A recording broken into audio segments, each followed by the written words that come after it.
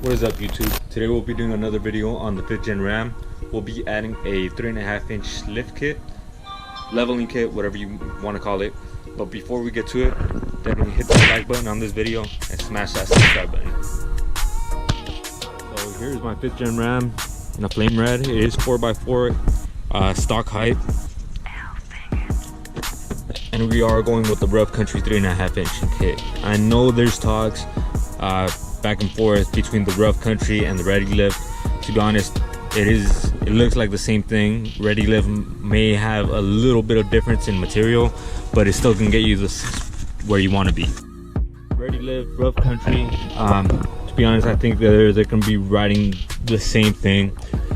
What does make a difference in the stiff suspension and what people say, it's going to be the preload spacer, and I'll get to that in a bit. But this is the kit, the upper control arms from Rough Country. In here we do have the preload spacer that goes inside the spring, but we're not going to use that. This is what stiffens up everybody's ride, and Ready Lift does come with it, Rough Country comes with it. But yeah, we're not going to be installing these preload spacers that go inside the coil. A lot of people on the farms have been saying that this is what causes a stiff ride in both the Rough Country and Ready Lift. So we're not going to be using those. One thing that Rough Country does offer that Ready Lift doesn't is the rear shocks. I don't know too much about them, but here it is. It does come with two sets. I'm sorry, a set for the rear. Here are the top hat spacers. This is what gives you a 1 inch lift, I believe, up on top. The other 2.5 inches, I believe, come from the preload spacer. But once again, we're not going to be installing these. And for the rear, this is where Ready Lift and Rough Country are a bit different. Some might like the Ready Lift in this case. Me personally, I do not. The Rough Country does come with the rear block that gives you a 1 inch lift in the back. Ready Lift comes with the 2 inch, which is gonna end up leaving you with some rake. Me, I didn't want rake at all. I wanted it either a little higher in front or leveled.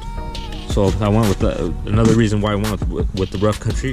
So essentially the kit does come with 2 spacers for the back, which is 1 inch each for the back, 2 shocks for the back as well, 2 control arms for the front, preload spacer for the front for 2.5 inches, I believe, top hat spacer for the front for 1 inch. So what I meant with those top hat and preload spacers, I didn't want to install those, and this is why.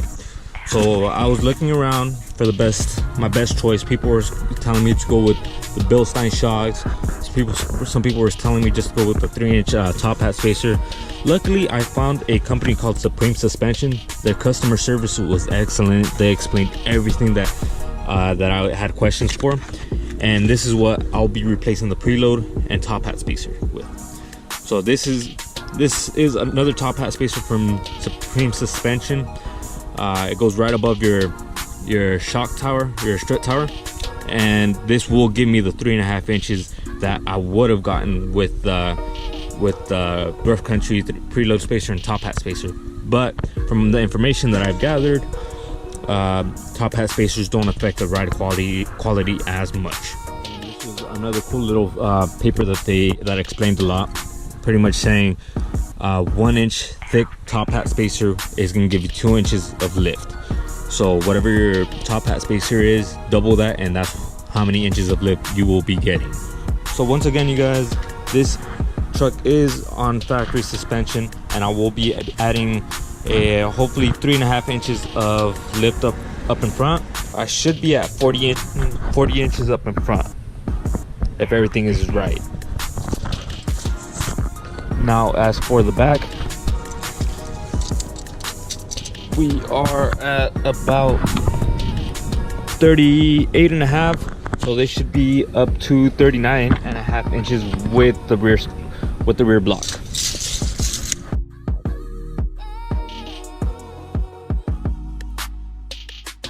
What is up, YouTube? We are back with the truck. The truck is now leveled, lifted, whatever you guys want to call it.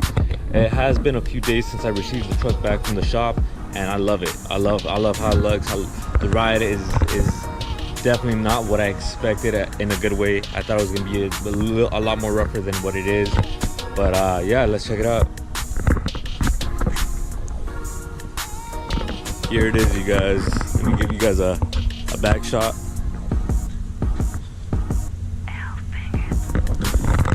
Let me take you guys up to the front.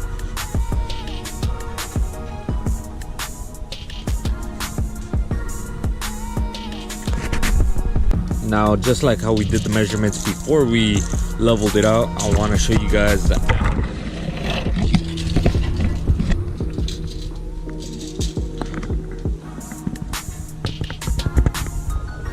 About 40 inches. That is the front. Now the back is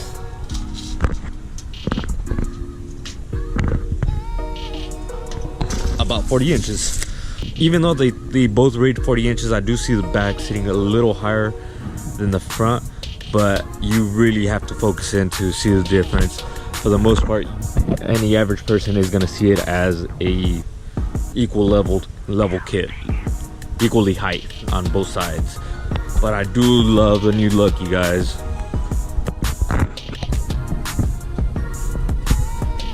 Those are the control arms, and for what it's worth, let's see if I can get the angles of the ball joints.